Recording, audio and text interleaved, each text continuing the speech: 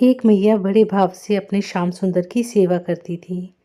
वह प्रातः उठकर अपने ठाकुर जी को बड़े प्यार दुलार से उठाती, स्नान और श्रृंगार के बाद उनको आईना दिखाती, उसके बाद भोग लगाती थी। एक बार उसको 1 मास की लंबी यात्रा पर जाना पड़ा।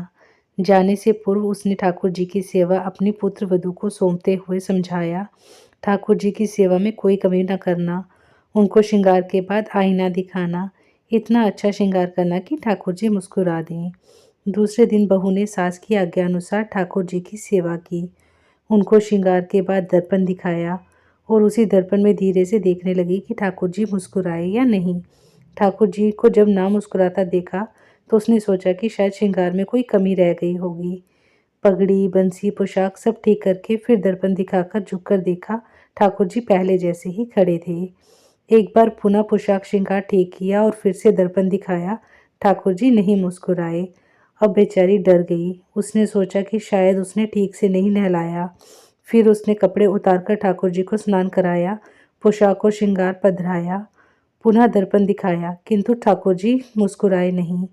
एक बार फिर पोशाक उतारकर पूरा क्रम दोहराया। ठाकुर जी की मुस्कान तो नहीं मिली।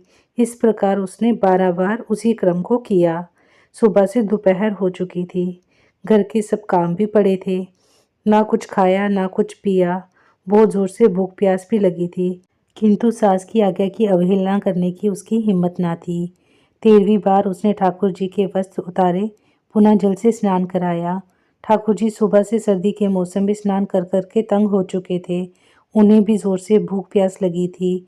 एक बार फिर से वस्त्र भूषण पहन रहे थे, किंतु उनके मन में बड़ी दुविधा थी कि क्या करूं। श्रृंगार होने के बाद आसन पर विराज चुके थे। बहू ने दर्पण उठाया। ठाकुर जी ने निश्चय कर लिया था मुस्कुराने का।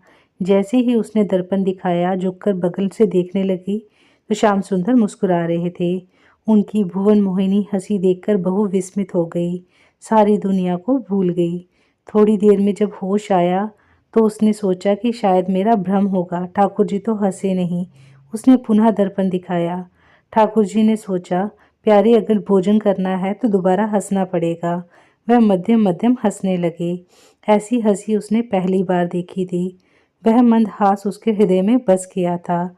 उस छवि को देखने का उसका बार बार मन हुआ। एक बार फिर उसने दर्पण दिखाया और ठाकुर जी को मुस्कुराना पड़ा। अब तो मारे खुशी के वह फूले ना समाई। बड़े प्रेम से उसने ठाकुर जी को भोग लगाया, आरती की, दिन की सारी शेष सेवाएं की और रात्रि को शयन करवाया।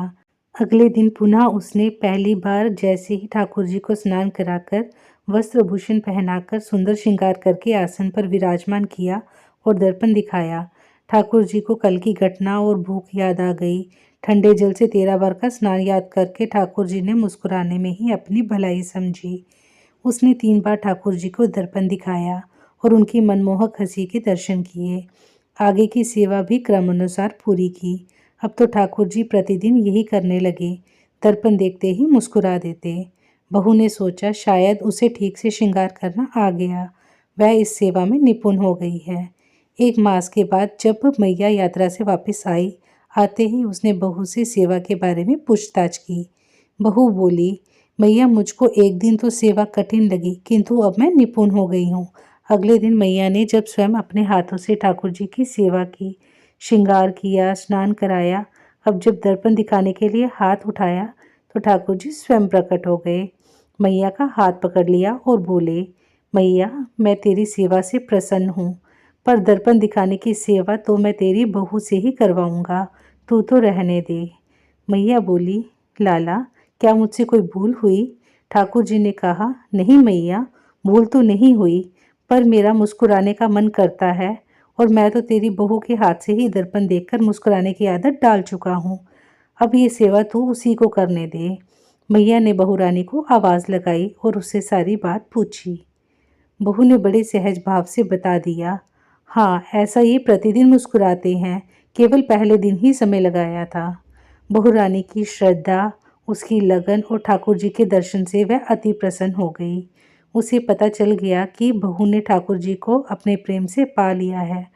मैया अपनी बहू रानी को ठाकुर जी की सेवा सौंपकर निश्चिंत हो गई। जय श्री कृष्ण। दोस्तों, कहानी अच्छी लगी हो तो वीडियो को लाइक और चैनल को सब्सक्राइब करना मत भूलिएगा। जय श्री राधे कृष्ण।